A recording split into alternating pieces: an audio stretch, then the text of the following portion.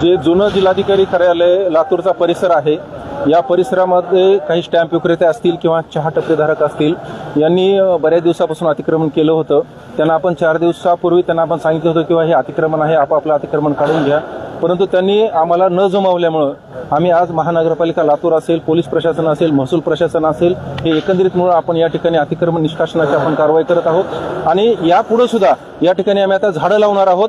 आणि विक्रेत्यांना माझी विनंती आहे, जे काही तुम्हाला परिसर डेव्हलप करून दिलेला आहे त्या ठिकाणी आपण तुमचा व्यवसाय करावा, जेणेकरून हे शासकीय जागा आहेत ह्या मोकळा श्वास घेतील.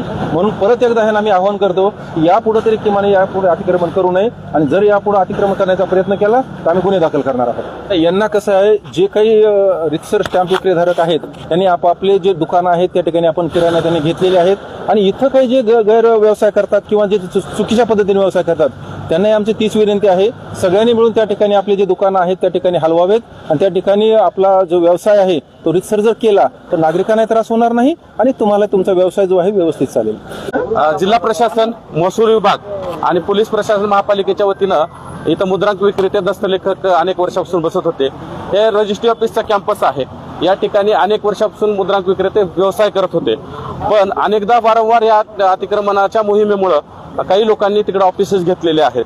पलीकडे कल्याणकर मार्केट म्हणून आहे, काळगे साहेबांच्या बाजूला बरेच दुकान आहेत हजारे साहेब. या लोकांनी सगळ्यांनी जर तिथं जाऊन जर बसले तर 100% ह्या लोकांना त्रास होणार नाही, व्यवसायाला व्यवसाय होऊ शकतो.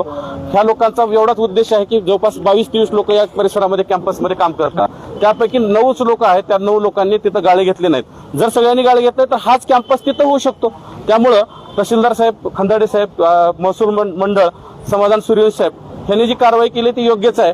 कधीही आपल्याला अतिक्रमण मध्ये आहोत आपण, कधीही अतिक्रमण सोडून जावंच लागणार आहे. प्रशासनाला पर्याय नाही, आम्हाला सहकार्यच करावं लागणार.